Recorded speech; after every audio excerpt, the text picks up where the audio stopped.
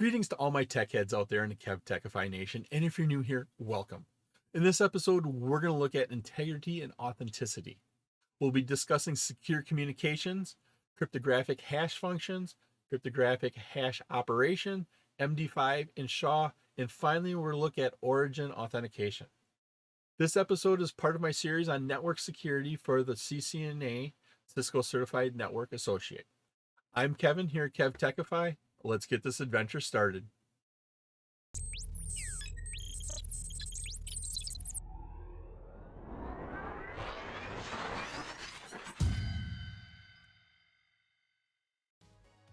There are 4 elements to secure communications. The first one here is data integrity.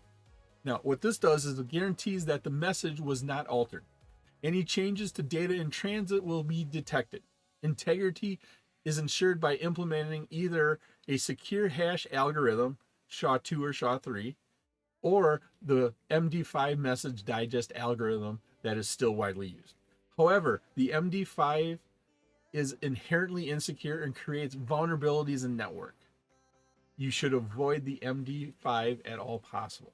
Now, legacy devices still may need it, but when you can, do not use MD5. The second here is origin authentication. So origin authentication. This guarantees that the message is not a forgery and does actually come from who it states. Many modern networks ensure authentication with algorithms such as hashed-based message authentication code, or HMAC. The third one here is data confidentiality. This guarantees that only authorized users can read the message. If the message is intercepted, it cannot be deciphered within a reasonable amount of time. Data confidentiality is implemented using symmetric and asymmetric encryption algorithms. And then finally, the fourth element is data non-repudiation. This guarantees that the sender cannot repudiate or refute the validity of a message sent. Repudiation relies on the fact that only the sender has the unique characteristics or signature for how that message is treated. Hashes are used to verify and ensure data integrity. Hashing is based on a one-way mathematical function that is relatively easy to compute, but significantly harder to reverse. Here we have a hash function that takes a variable block of binary data. So this is here is our block of data. Typically this is called the message. And once again, notice this is in plain text. So if somebody intercepts it, they can read it. We then run through our hash function. And what this does is it produces a fixed length condensed version hash value here. The resulting hash is sometimes called a message digest, a digest, or a digital fingerprint. With hash functions, it is computationally infeasible for 2 different sets of data to come up with the same hash output. Cryptographic hash values are often called digital fingerprints. I hope you're liking this episode on integrity and authenticity. Leave a comment below about what you think about integrity and authentication. You can visit my website at KevTechify.com for all of my details and how to get these episodes in video and podcast form. Mathematically, the equation here, H equals HX, is used to explain how hash algorithms operate. What we have here is the hash function. So right here, this is the hash function. Our hash function takes an input X. So this X right here is our input. So our input. And returns the fixed size string hash value, which is the H. So H equals this hash function and our input. This here kind of is a summarization of the process. The cryptographic hash function should have the following properties. Now, the input here can be any length. So it can be any length. Big, small, does not matter. The output here is always a fixed length. So this is always a fixed length here.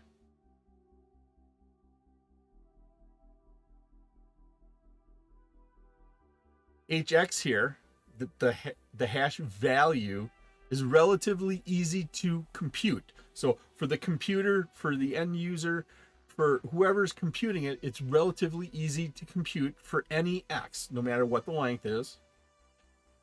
HX here is a one-way, non-reversible process. And finally, HX is collision free. What that means here is that two different input values will result in different hash values. Hash functions are used to ensure the integrity of a message.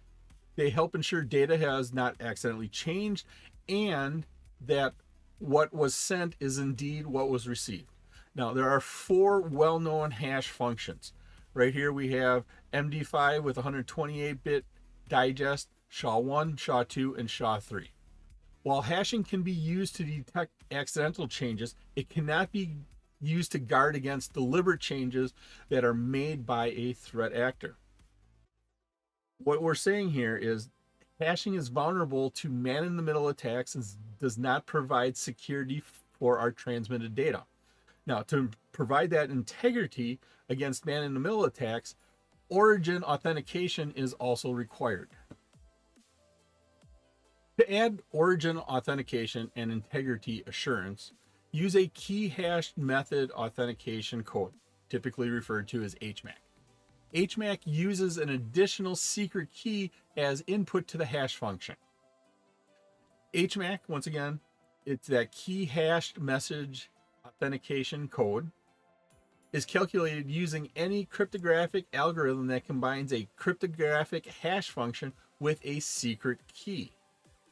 Hash functions are the basis of the protection mechanism of HMACs.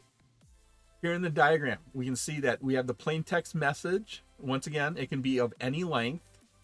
We have our secret key. We combine that in the hash function, and now it comes out once again with this fixed length authenticated hash value. Notice it is now authenticated because we've combined it with that secret key.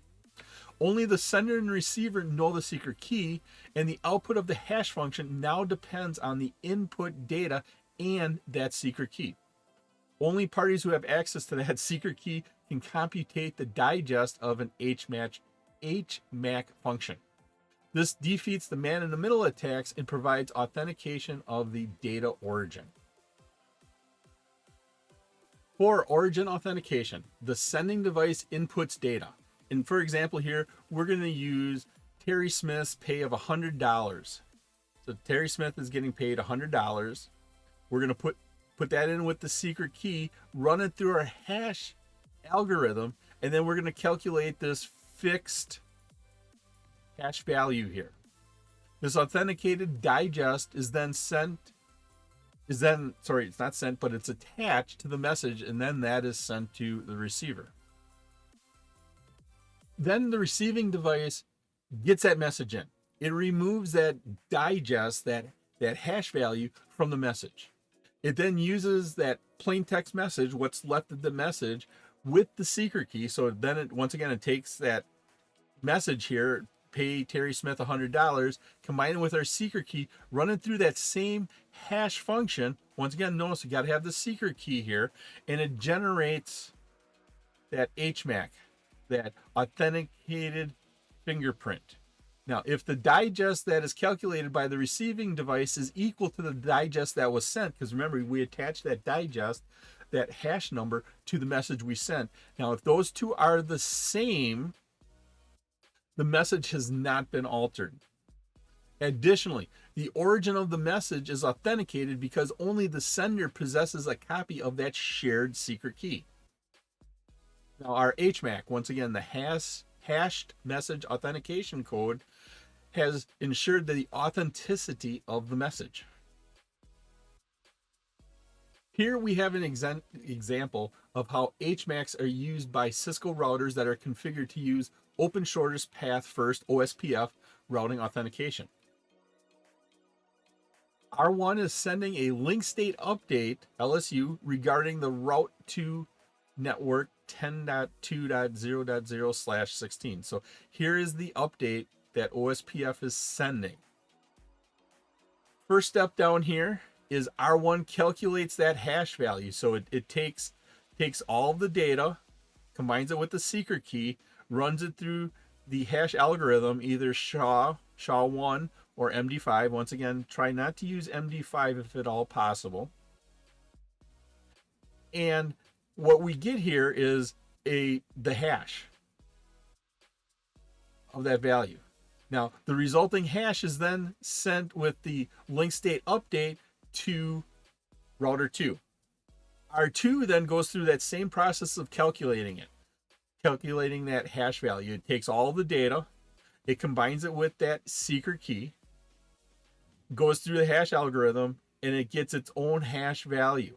Now, it takes the hash value that it was sent to it from R1, compares it to the hash value it came up with when it did its own calculation. Now, R2 accepts the update if these two hash values, they match. If they don't, R2 discards that update. It was my pleasure to provide you with this wonderful episode on integrity and authenticity. If you like this episode and you got value out of it, and of course, depending upon what platform you're using, please click that like button, give a 5-star rating, leave a comment. This all helps me bring you more great content. Please take a minute to subscribe to my channel. All of my socials and contact information are on my website, KevTechify.com. There you can find out how to get all these episodes in video and podcast form. In the upper right is my playlist for my series on network security for the CCNA. In the bottom right is one of my favorite videos that I linked just for you. Thank you so much for watching this episode of my series on network security. Once again, I'm Kevin, and this is KevTechify. I'll see you next time for another great adventure.